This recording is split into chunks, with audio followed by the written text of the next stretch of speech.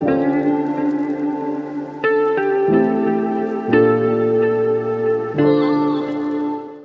buenos días, muy buenas tardes a todos nuestros espectadores, amigos, colegas.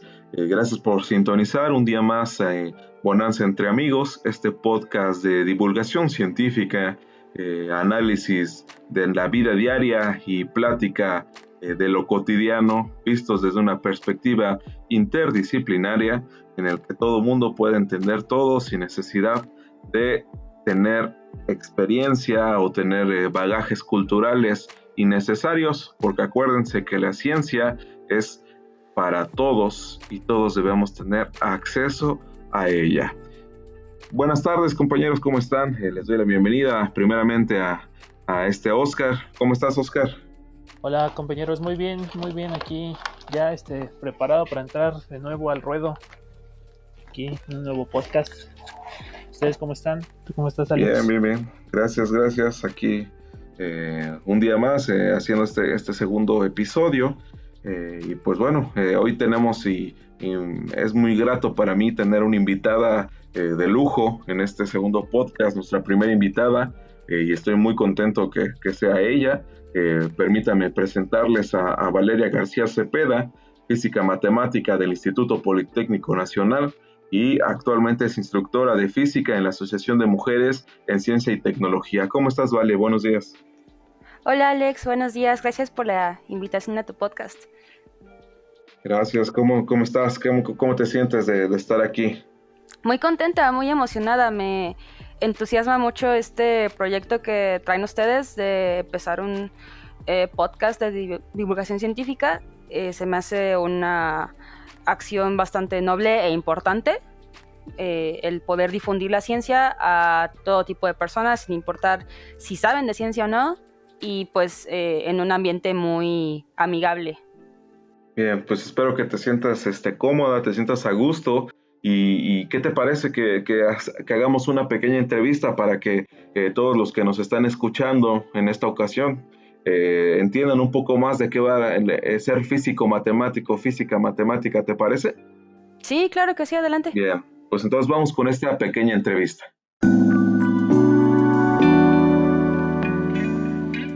Pues bueno, Vale, pues primeramente algo que creo que es básico, pues ¿qué es un físico matemático, una física matemática? ¿Qué hace? Bueno, para empezar, la carrera de un físico matemático se dedica a, pues, conocer cómo funciona el mundo.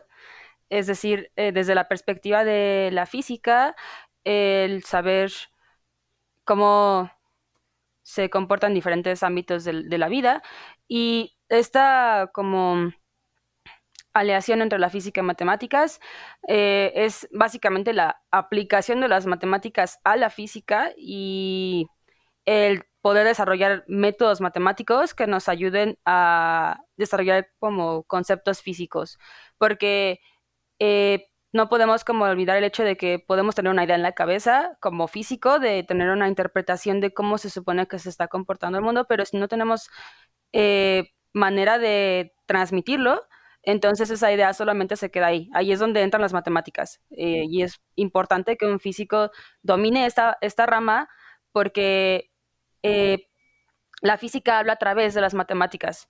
No se puede tener una sin la otra. Ok, entonces lo físico, o sea, poniéndolo en otras palabras, el término físico dentro de físico matemático es el mundo de las ideas y lo matemático es poner en práctica esas ideas.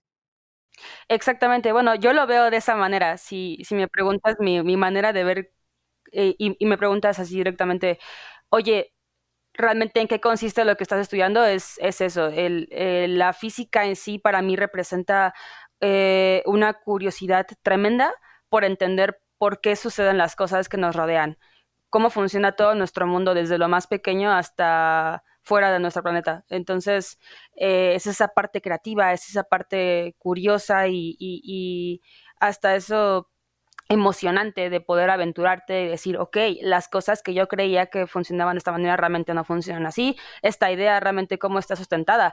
Y la matemática es donde se formalizan todas estas ideas, donde culmina el poder decir, ok, tengo esta idea, yo tengo esta percepción de lo que pasa a mi alrededor, y con estas herramientas matemáticas universales, porque aquí y en China, en donde quieras, las matemáticas son iguales, eh, puedo darme a entender de una manera formal y elegante cómo es que yo interpreto a mi alrededor. Vale, y por ejemplo, toda profesionalización, toda especialización de este campo inmenso que es la ciencia, que es la vida diaria, porque la ciencia es la vida diaria, es la forma en que tratamos de predecir, controlar, explicar nuestra vida cotidiana, ¿no? ¿Cuál sería la función que tiene el físico matemático? O sea, me explico, ¿para qué se hace la profesión? O sea, ¿para qué se estudia la profesión? Y cuál es el encargo que se le pide a los que estudian esa profesión como sociedad. Yo creo que lo que se espera de ellos es ser punteros, ¿sabes? Tenemos un encargo de que si tenemos tanto conocimiento o que vamos adquiriendo conocimiento, tenemos la responsabilidad de volver a construir cosas nuevas, porque la física no se detiene hasta donde estamos nosotros. Entonces, se le pide que con lo que sabe pueda investigar lugares donde no se tiene tanta idea, que la curiosidad de un físico debe de ser insaciable e interminable para poder desarrollar ideas nuevas, y a ese cúmulo de ideas poder eh, confinarlas en un espacio y decir, ok, con estas ideas yo realmente qué puedo hacer, cómo puedo yo contribuir a la sociedad de esta manera. Puedo ser de diferentes ámbitos, puede ser aplicado a nuevas tecnologías, y hoy en día sabemos que en pleno siglo XXI la tecnología está alrededor de nosotros en cualquier aspecto de nuestra vida. Ya dependemos mucho de la tecnología, y un físico se dedica a ayudar a construir nuevas ideas, básicamente, y contribuir en el conocimiento humano, ¿sabes? Porque estas colecciones de ideas nos han acompañado toda la vida, y el conocimiento que el humano ha podido desarrollar se tiene que impulsar y no se tiene que olvidar, ¿sabes? Es como responsabilidad también generacional que podamos seguir con las ideas que fueron importantes en su antaño, y seguirlas llevando a cabo. El físico debe de poder entender lo que ya se tiene como ideas previas de diferentes ámbitos, y con esos conocimientos previos ser capaz de volver a construir ideas nuevas que nos puedan contribuir a la sociedad. Okay. ¿Qué opinas, Oscar? ¿Cuál crees que sea el encargo del físico matemático? ¿Crees que sea un puntero? Que sea me lo imagino como en una selva, ¿no? Que todos vamos por esta selva desconocida y el físico es el que trae el machete ahí cortando la maleza para que podamos pasar a llegar a caminos seguros, ¿o cómo lo ves tú? Justamente, sí, estoy muy de acuerdo con Vale en cuanto a eso del puntero, porque actualmente, no digo que siempre ha sido así, actualmente los físicos se han involucrado en todas las ramas de la ciencia. Tú puedes ir a cualquier rama de la ciencia, a química, biología, hasta por ejemplo en estadística, economía, hay un físico involucrado. ¿Por qué? Porque el físico, justamente como dijo Vale, es creativo. Entonces esa creatividad lo impulsa a resolver problemas. Eso es lo que caracteriza principalmente a un físico, la capacidad de resolución de problemas. Y como también ya nos mencionó, pues ven a las matemáticas como su herramienta principal. Es el lenguaje con el que vamos a comunicar nuestras ideas. Entonces sí, o sea, tú a donde vayas va a haber un físico que va a estar haciendo, nosotros le decimos ciencia de frontera, ¿no? Que es este como límite entre lo desconocido y lo que conocemos. ¿Para qué? Para poder ampliar lo que conocemos. Por ejemplo, Vale, en esto, retomando esta idea de que es el puntero, es el que está ahí en el campo de batalla, en el que debe de estar en todas las áreas, ¿por qué crees que haya un rechazo a esta disciplina o que se asocie a temas o connote a temas desagradables, a la primaria, a uy, matemáticas o física, nada más estar haciendo problemas y problemas en hojas blancas y cosas desagradables? ¿Por qué crees que a la gente le dé miedo o piense que la física, la matemática solo es para niños genios, para niñas genias, y que un humano simple y mortal no puede llegar a esos rubros. Yo creo que tiene que ver mucho con la forma en la que nos hacen ver los problemas y también una poca habilidad de tolerar la frustración, ¿sabes? Porque eh, a lo largo de mi vida he conocido personas brillantes que son muy buenas en matemáticas, muy buenas en química, muy buenas en ciencias en general, pero están estudiando otra cosa y les preguntas, oye, ¿y por qué no seguiste un camino de cosas que se nota que te gustan y eres buena o bueno? Y me decían cosas como de, no, es que es muy difícil, pero, o sea, una carrera en ciencias es bien sabido que es complicada porque es muy demandante, pero creo que cada carrera tiene sus pesares y cada carrera es difícil en diferentes ámbitos. Eh, la psicología también es difícil. La administración también debe ser difícil. No me imagino, no tengo tantos conocidos en sociales, pero también saber filosofía es cansado. No solamente una carrera científica es complicada, pero creo que mucho rechazo es como esa intimidación de que si en la escuela no lo dominas a la primera, no tienes el talento o no tienes esa capacidad de llevarlo más lejos. Y tiene que ver mucho con la resiliencia de las personas, porque desde el principio de mi carrera he tenido claro que no necesitas tener un IQ alto, no necesitas tener como el talento así de poder resolver problemas con una mano en la cintura para poder realmente ser bueno en una carrera de ciencias. Tiene que ver mucho con la dedicación que tú le tengas y con la pasión que también traigas, porque también, claro, o sea, si estás en una carrera de ciencias y no das ni una y estás ahí continuamente, continuamente y la sufres más de lo que lo disfrutas, pues obviamente ahí hay que tomar una decisión, ¿no? Pero yo creo que eh, es mucho miedo, o sea, es muy intimidante al principio. Aprender matemáticas y que no te salga, que no te salga, que no te salga, y que veas al compañero de al lado que no estudió para el examen y de repente se saca un 8 y tú sacaste un 5 o cosas por el estilo lo vuelve frustrante porque sale ese como eh, sentimiento de competitividad de decir, es que porque esa persona sí puede hacerlo así y yo no, entonces como yo no lo puedo hacer como esa persona que a lo mejor sí tiene un talento muy, que se le da muy fácil, entonces desisto. Y hay mucha deserción en la escuela, también es algo que, ok, ya te decidiste a estudiar una carrera científica, hiciste un examen en una convocatoria, quedaste seleccionado, entraste y reprobaste en tu primer examen y aparte los profesores son muy de ser así, también está esta idea de que, ay, si, no, si el profesor no me da las herramientas así en ese momento y yo repruebo, entonces también es culpa del profesor. Y no, es también una cultura donde creo que, en particular en México, creo que no somos muy autodidactas. Y es algo que tienes que tener para estudiar ciencia. O sea, no te puedes quedar solamente con lo que ves en clase, no te puedes quedar con la idea de que, mi nuevo curso va a consistir en un profesor que me va a decir todo lo que tengo que saber de la materia, me va a dar una lista de problemas y vamos a llevar un único libro, ¿no? Y lo que diga el libro lo leo y ya con eso pasé. Y ya con eso puedo decir que sé una cantidad suficiente de datos y de teorías y de cosas de esta materia. ¿Por qué no? Porque la vida no es así. Por algo hay tantos libros de un solo tema, de tantos autores, porque hay diferentes puntos de vista. Entonces es una carrera un poco exhaustiva porque tienes que estar investigando a la vez de que estás aprendiendo y dominando conceptos nuevos. Pero yo creo que o quisiera yo impulsar a la gente a que se anime a estudiar ciencia y que no se deje intimidar, porque al principio uno sí puede ser malo, o al menos, por ejemplo, yo me consideraba muy mala en matemáticas, pero eh, conforme vas sumergiéndote en este mundo te das cuenta de que pues se puede mejorar y solamente te toca o puedes subir, ¿sabes? O sea, no hay como de que seas malo y después seas peor. O sea, con trabajo y con práctica y con dedicación, las cosas salen y es lo que me gusta de también incluso estar en la AMSIT. En la AMSIT está esta idea de también cambiar el enfoque con el que nos enseñan ciencia.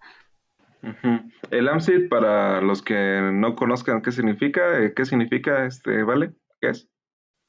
Asociación de Mujeres en Ciencia y Tecnología. Por ejemplo, este grupo de divulgación, el cual se me hace fantástico. Yo soy completamente fan de lo que se tiene como estandarte, pues es cambiar la perspectiva de género en la ciencia. Digo, está más enfocado hacia impulsar a las mujeres a que estudien ciencia y que no desistan de ella, pero yo creo que aún así la perspectiva de género puede ayudarnos en un nivel incluso personal. No, no tienes que ser hombre o mujer para a veces sentirte inseguro o intimidado, decir es que no voy a poder. Porque eso nos pasa a todos, el estar avanzando y decir, ay, es que esto se estaba poniendo muy complicado, creo que no voy a poder hacerlo. Y eso pasa en cualquier carrera. Y el ponerte inseguro e ir avanzando y decir, es que no sé cómo lo voy a hacer. Sí se puede. Y yo sí creo que proyectos como este, como estar divulgando ciencia, estar hablando con gente que estudia ciencia para que las personas que están como indecisas o se ven como tentadas a tomar una decisión de ese estilo, pues se animen.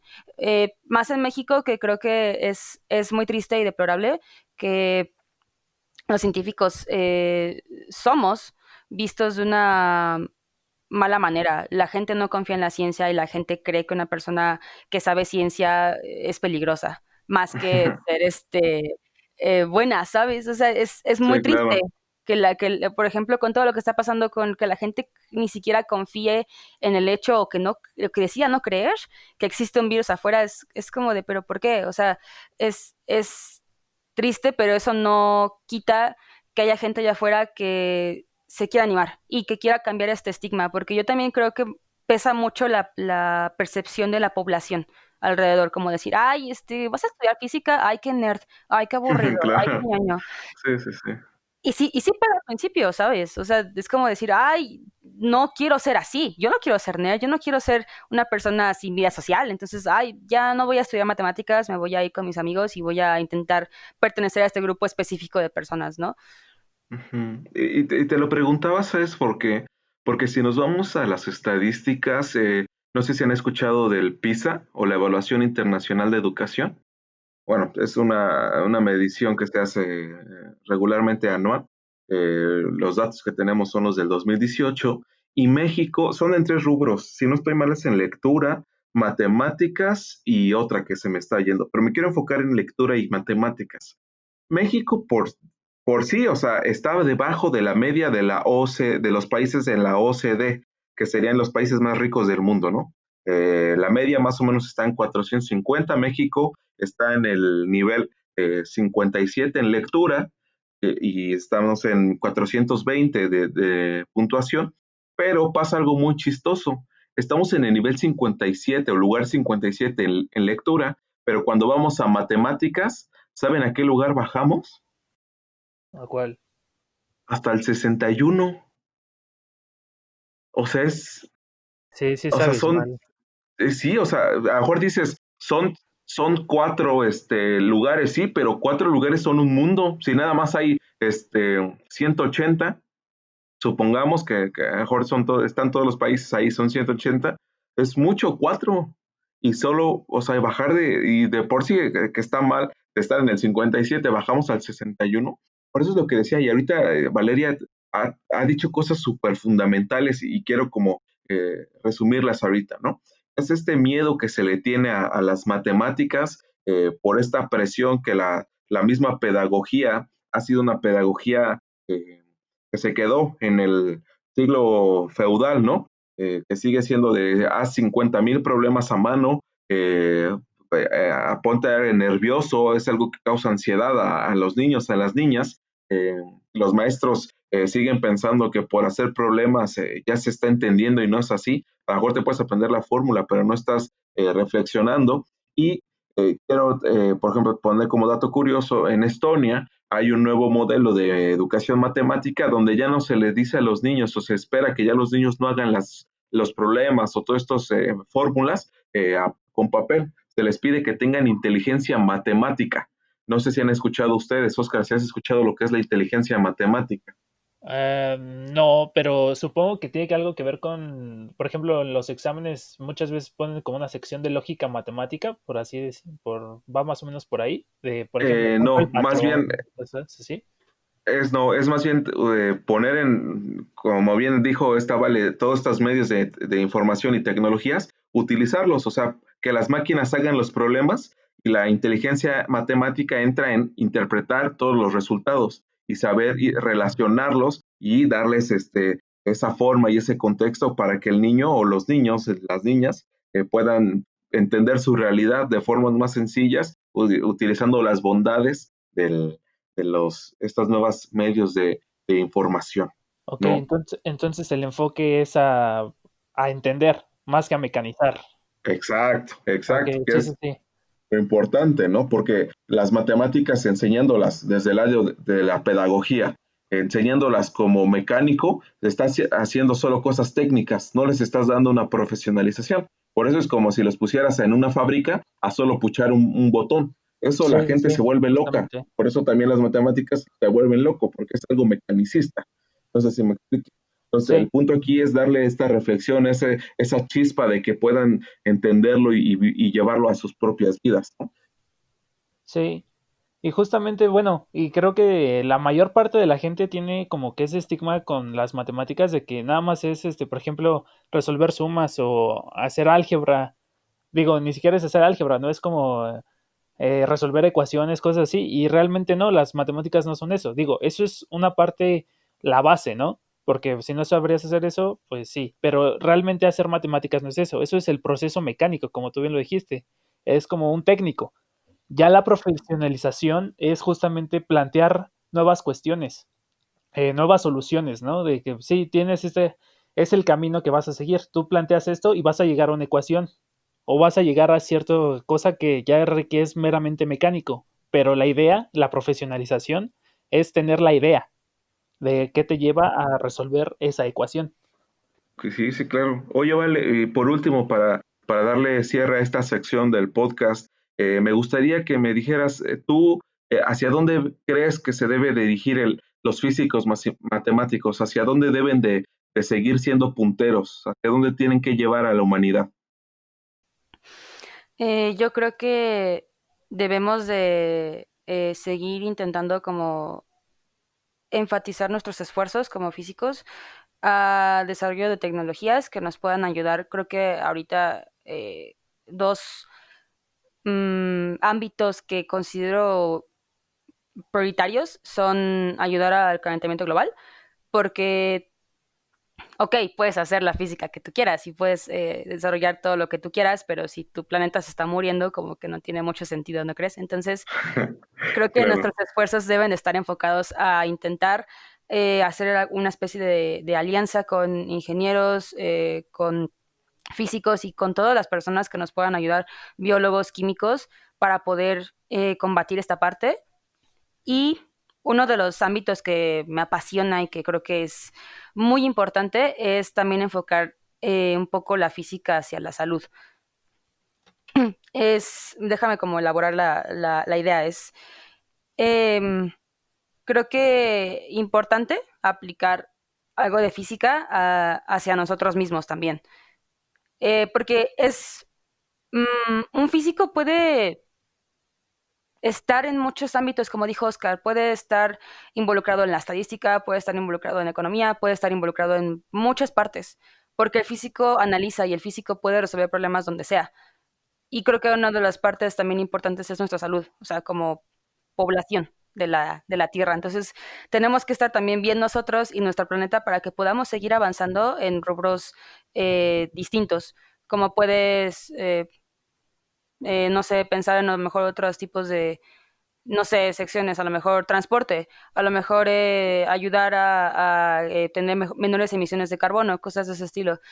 Eh, sonará como muy hippie o lo que pueda llegar a interpretarse, pero creo que ese es un ámbito que estamos dejando de lado o que no está siendo como tan atractivo, porque creo que muchas personas de las que estudiamos física, menos de mi generación, cuando les preguntabas, oye, ¿y por qué estudiaste física?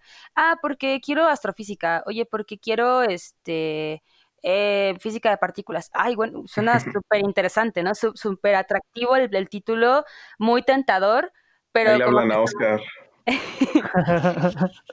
sí, Oscar, que vive viendo los planetas, pero creo que es importante intentar llevar nuestros esfuerzos a cosas que nos permitan tener un hogar, ¿sabes? O sea, porque, insisto, nuestros esfuerzos pueden estar enfocados en cosas que nos apasionan y está súper válido y es súper padre que haya gente que dentro de la física se quiera especializar en conocer qué hay afuera de nuestro planeta, pero también necesitamos cuidar el que tenemos. Bien, me gusta. Y no lo había pensado así y es muy importante pues, lo que acabas de decir, ¿no? Pues, queremos mejorar todo, pero pues si no tenemos dónde mejorar o dónde mínimo acostarnos para dormir, pues no va a tener sentido. Exactamente. Pues gracias, Vale, por esta pequeña entrevista y ¿qué te parece que vamos a la siguiente sección con miradas cuánticas con Oscar? ¿Te parece? ¿Nos acompañas? Sí, claro que sí. Adelante, vamos, Oscar. Perfecto, pues vamos con la siguiente sección, miradas cuánticas. Ok, el día de hoy en esta sección pues vamos a hablar un poquito de Einstein, ¿no? De su vida, de su obra, por qué es reconocido como uno de los científicos más importantes, las controversias que hay alrededor de él, porque pues, créanlo o no, incluso en la escuela donde yo estudio hay un profesor que está en contra de todas las ideas de Einstein, que según él no sigue el método científico. Y justamente yo quiero empezar esta sección con una discusión acerca del método científico, ¿no? Eh, el método científico lleva siglos establecido, ¿no? Y justamente la controversia que plantea el profesor es que Einstein, para todas sus teorías, todo su trabajo, la relatividad, efecto fotoeléctrico, no ocupó el método científico. ¿Por qué dice esto? Porque las hipótesis de Einstein no son algo que se pueda observar. Ajá. Por ejemplo, que la velocidad de la luz es constante. Eso no es algo empírico, no lo podemos observar. Entonces, eh, ¿cómo sabemos que es cierto? Ahí falla el primer punto del método científico, no hay una observación. Pero la cuestión es que funciona. Y la física, yo, yo creo, la física se ha manejado así desde los últimos 100 años. A partir de que empieza la física moderna, que es con Max Planck, a partir de ese momento la física, a mi punto de vista, se separa un poco del modelo clásico del método científico. ¿Por qué? Porque a partir de ese momento empezamos nosotros a probar, no a observar. Empezamos a probar. ¿Este modelo sirve? Sí, si me sirve, entonces yo lo ocupo hasta donde los resultados concuerden. En el momento en el que no funcione, entonces yo empiezo a generar un nuevo modelo, igual hasta que me funcione. ¿Y esto qué provoca? Pues sí, justamente este tipo de controversias por ejemplo, con Einstein y este profesor, pues sí, en cierto punto yo entiendo por qué está en contra, pero no podemos dejar de lado que funciona y ha sido útil para todas las partes de nuestra vida. Entonces, no hay duda de que la física va evolucionando y yo no sé, un día planteé esta cuestión en una clase de si se tenía que replantear el método científico por ejemplo, para trabajar física. Yo no lo creo así. Creo que hoy en día tenemos un modelo que va funcionando, con eso de prueba y error, pero no podemos decir que la física se sigue rigiendo bajo el método científico en estricto sentido. Ajá, ¿por qué? Porque sí seguimos experimentando, seguimos creando, tenemos una metodología establecida, que ya no es como la normal, pero bueno, no como la normal, sino como la establecida hace siglos, sino ya es una nueva metodología. Oscar, ¿nos puedes explicar lo que es el método científico?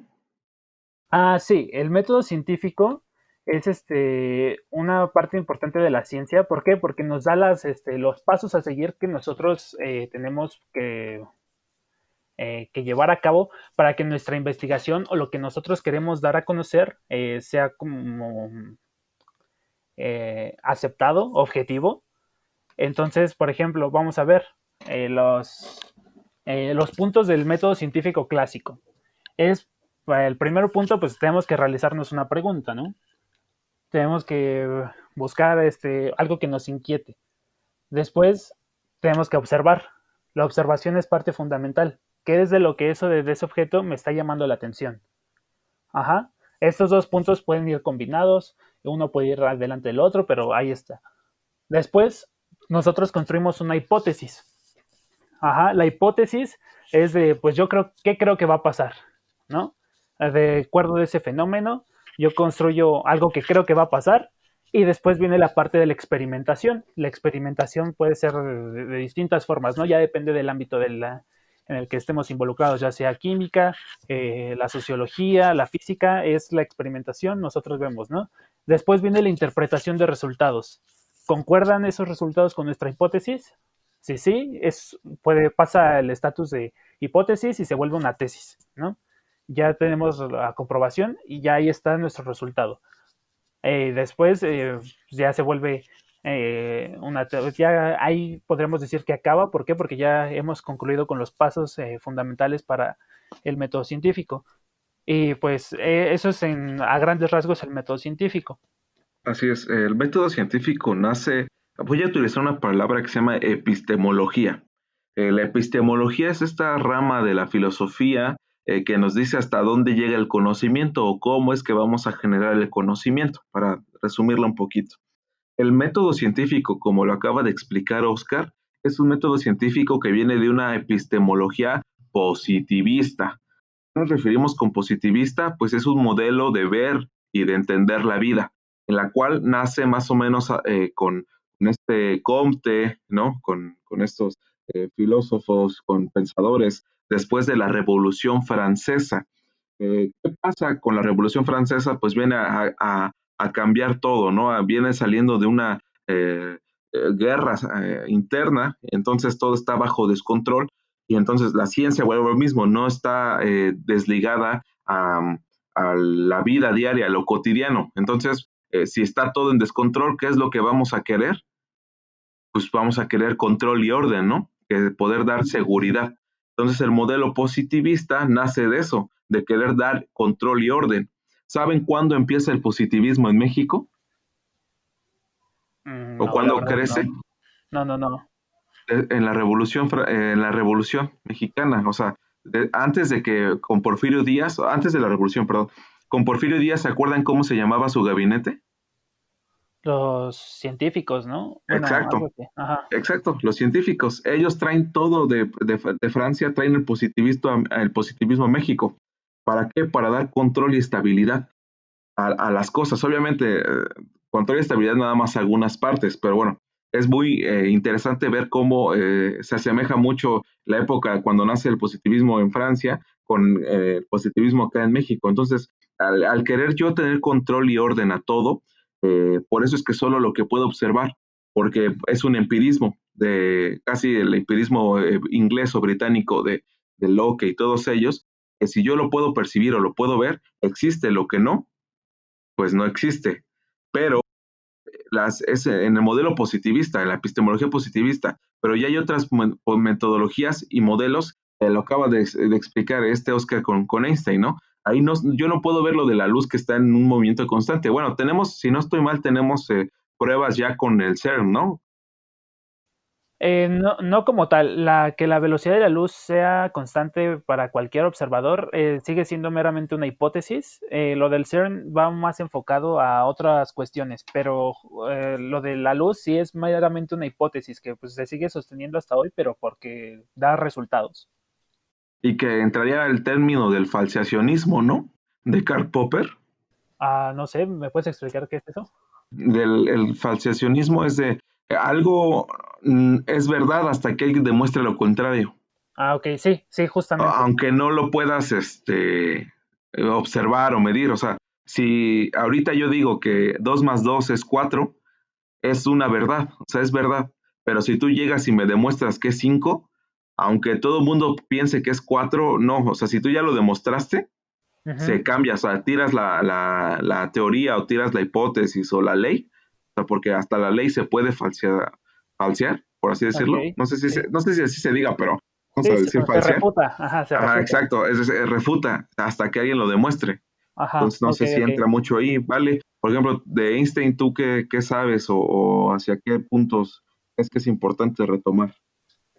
Bueno, como lo mencionaba Oscar, sí está esta como opinión de este profesor de la escuela, que Einstein no toma el método científico y, o sea, ay, es que son como opiniones encontradas, ¿sabes? Porque sí, incluso cuando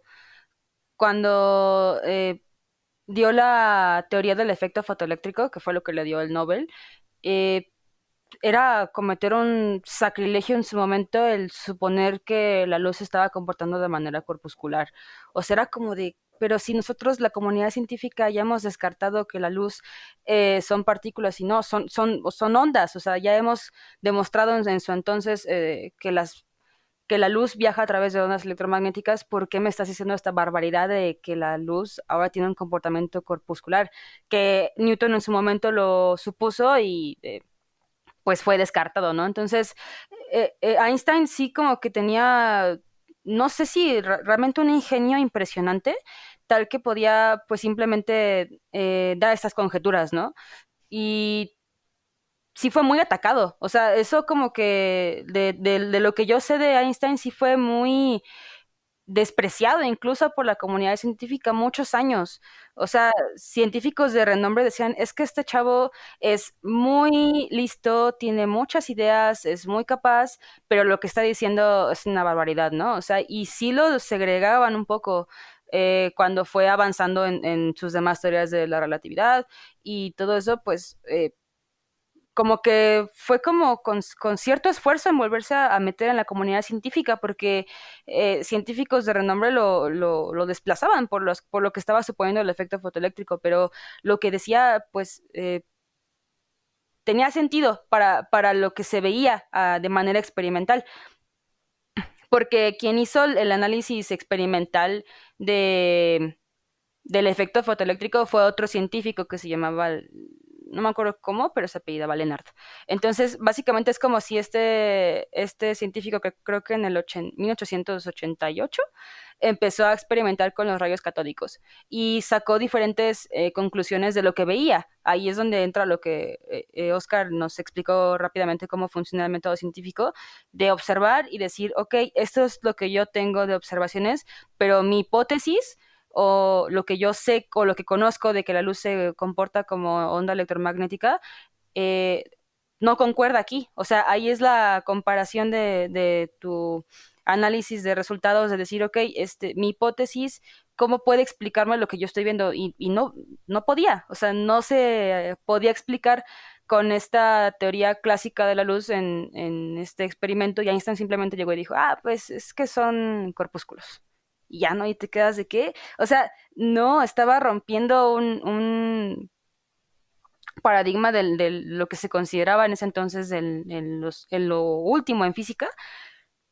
Era pues algo que a mí me gusta mucho de Einstein, que como que sí tuvo ese valor de decir, no, mira, o sea, yo creo que es así y mi teoría funciona y más aún estoy corroborando la teoría cuántica de Planck. Entonces, pues me agrada esta aportación que acabas de hacer, Alex, sobre este contexto histórico, porque es muy, muy, muy, muy importante y lo hace más entendible el contexto histórico de los científicos para incluso entender el porqué de sus ideas y cómo fueron evolucionando. O sea, creo que es una aportación muy valiosa el también darnos un contexto histórico de qué pasaba en ese entonces y cómo podemos asociarlo con cómo también los científicos tenían que ajustar sus formas de realizar sus experimentos y dar sus teorías.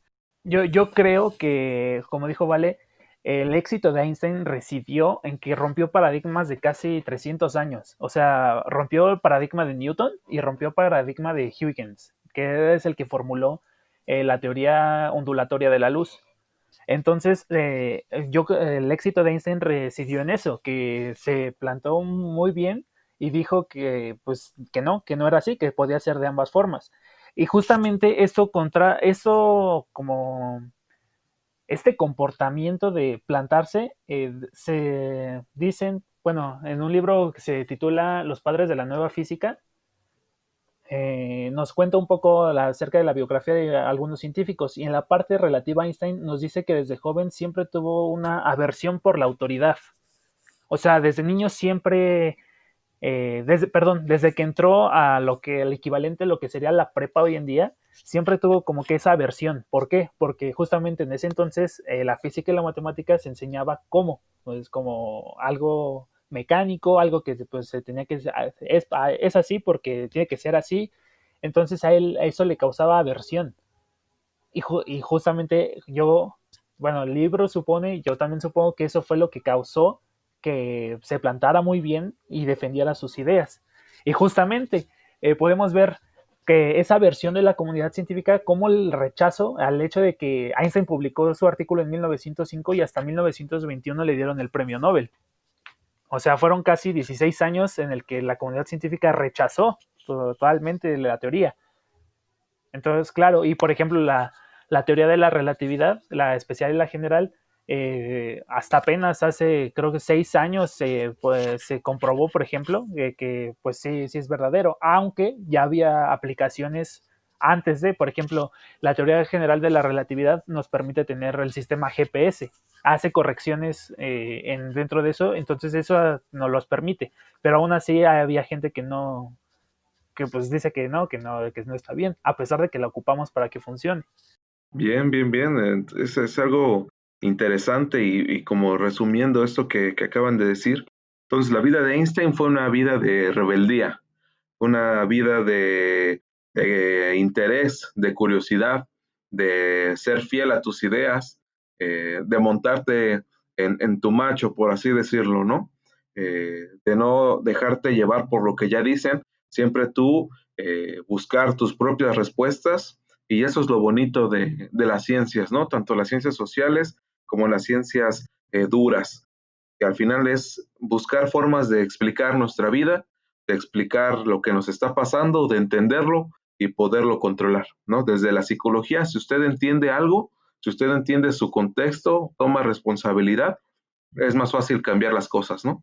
Ahí es lo que se busca mucho, tomar conciencia, tomar responsabilidad y buscar cada uno la forma de bienestar que se necesita, porque acuérdense que la ciencia está para el bienestar de la humanidad, no para ser un dispositivo de control de los poderes. Eso debe derruir la ciencia a ser un dispositivo de control. Debe de ser una forma, como bien dijeron ahorita con Einstein, un lugar de ser disruptivo, de buscar rebeldía, de educar en la desobediencia, pero siempre para el bienestar de la humanidad.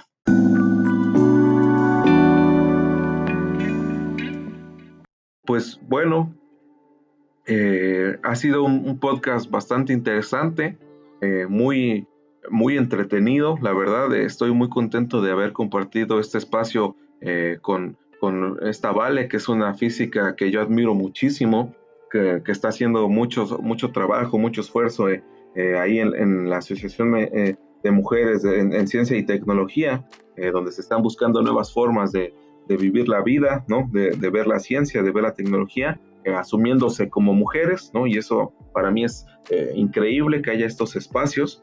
Y pues nada, no sé si tengan algo más que decir. Oscar, conclusiones, ¿qué te llevas de esta sesión de podcast? Pues como dijo Vale, esa retroalimentación que nos diste acerca del contexto histórico de cómo surgen, por ejemplo, las corrientes y el cómo surgen y el por qué, da un poquito más de contenido al por qué pues, se generó en ese momento y no, por ejemplo, antes, ¿no? El pensamiento humano, pues sí, de alguna manera el pensamiento humano sí influye en lo que nosotros investigamos en ciencias, ¿no? Entonces, ¿por qué? Porque viéramos a nuevos horizontes, estamos como, por ejemplo, nos podemos estancar nada más por el contexto social en el que nos encontramos, no pueden fluir las ideas, y pues eso me pareció muy, muy interesante. Bien. Vale, ¿qué te llevas de esta charla que tuvimos, de esta entrevista que muy amablemente nos permitiste? Pues, como dice Oscar, creo que es muy importante conocer el contexto histórico. Nos ayuda a entender y a mí en particular me hace como que asociar mejor las ideas a lo largo de la historia de la física, porque también es importante recordar que los científicos no solamente son científicos, también son personas y tenían que vivir cosas difíciles en su momento y que cada uno tuvo sus baches, y eso hace que valoremos más el trabajo de su contribución a lo que hicieron para la ciencia, y creo que también me llevo una muy bonita experiencia con haber estado con ustedes. Los felicito también por empezar un proyecto de este estilo.